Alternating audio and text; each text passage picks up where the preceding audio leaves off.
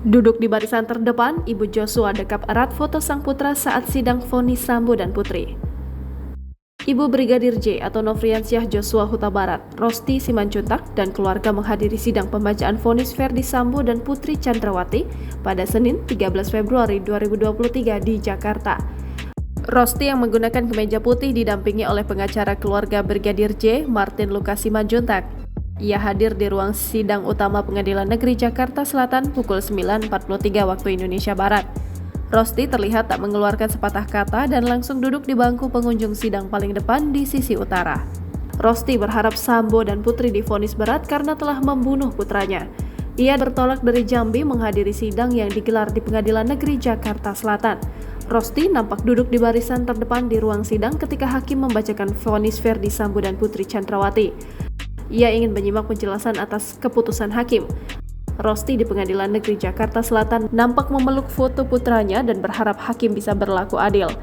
Diketahui saat diwawancara pada Minggu 12 Februari 2023, sebelum Rosti bertolak ke Jakarta untuk menghadiri vonis Sambo dan Putri, nampak ia memeluk foto putranya.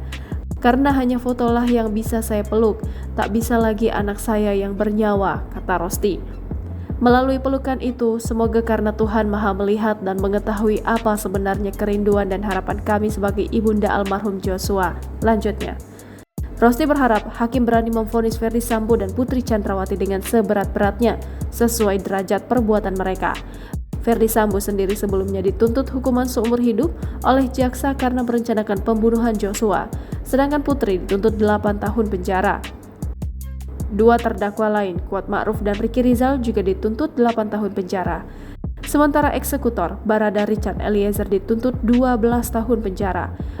Kuat dan Ricky dijadwalkan menjalani sidang vonis setelah Sambo dan Putri, yakni pada Selasa 14 Februari.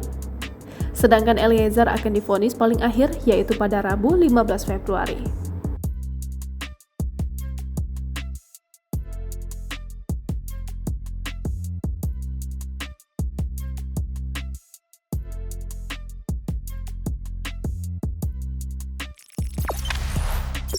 Jangan lupa subscribe, share, komen, dan like ya!